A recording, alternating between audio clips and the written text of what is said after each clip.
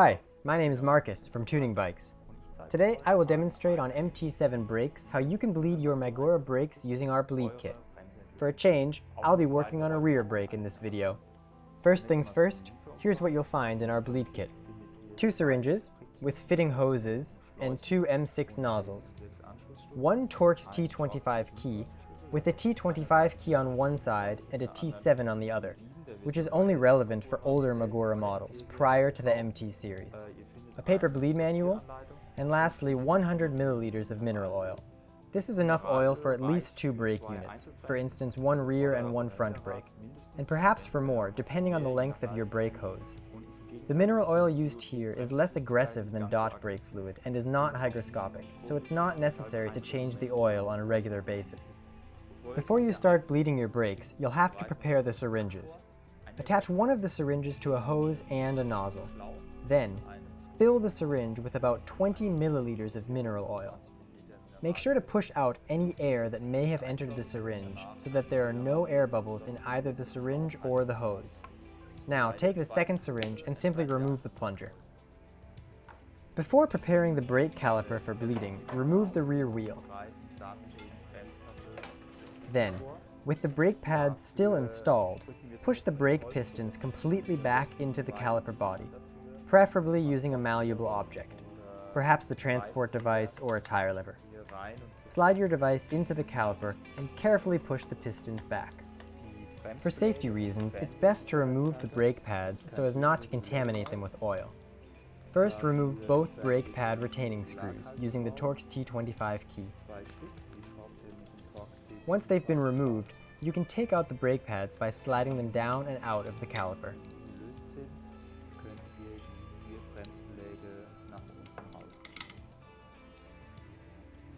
The next step is to block the brake pistons. You can do so using the transport device or a bleed block. Theoretically, you can use a different device with a width of about 10 millimeters, but I strongly recommend against using anything with sharp edges, especially anything not made of malleable material like wood or plastic. Now you need to place the brake lever in a horizontal position, such that the bleed screw is the highest point in the system. At this point, it's time to begin bleeding. Start on the brake caliper by removing the bleed screw. Use the Torx T25 key.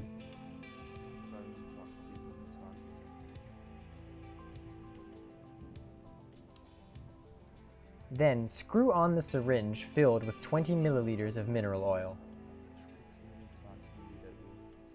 And tighten it up with an 8mm opened end wrench. Just enough so that it's leak-proof. That's all you need. I recommend attaching the syringe to the frame with a reusable zip tie or an elastic band or the like, so that you're not stuck holding it the entire time.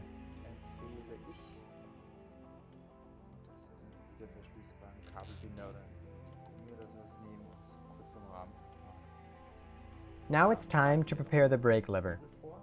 Open the EBT screw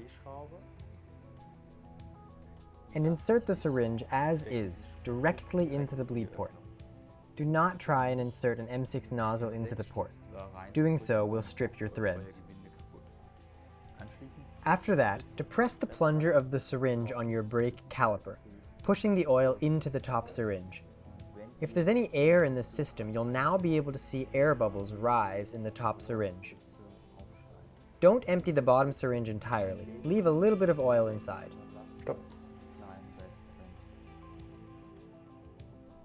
If your oil is no longer blue or clean, or contains any foreign substances, such as deteriorated scraps from the brake hose, you should properly dispose of it.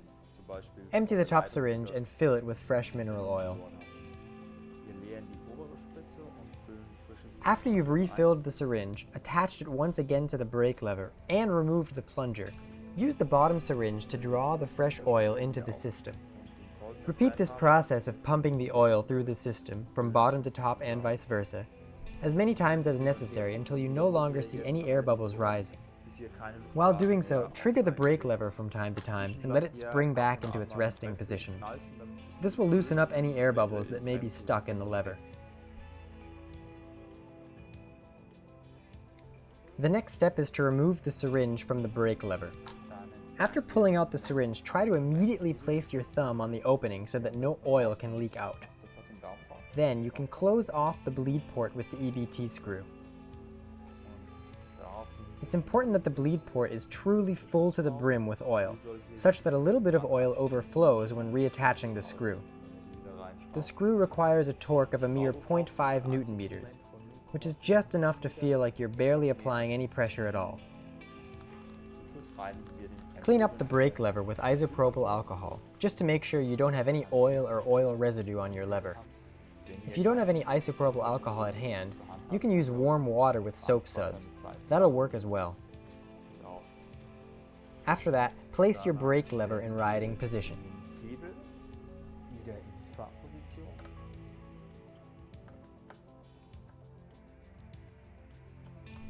Now do the same thing on the brake caliper. Loosen the nozzle,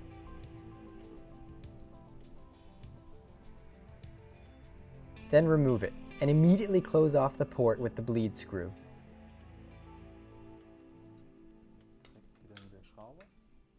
Tighten the screw with a torque of 2.5 Newton meters. Then clean the caliper with isopropyl alcohol, making sure there's no oil or oil residue on the caliper.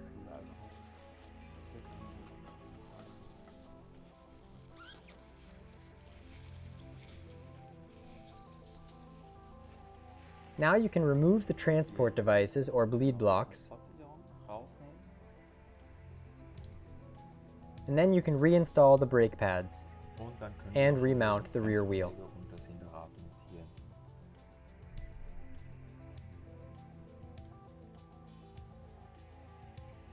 Well, that's all there is to it. You're through bleeding your brakes. You should now have a solid pressure point again. If that's not the case, you'll need to go through the entire bleeding procedure once again. Until next time, have fun on the trails.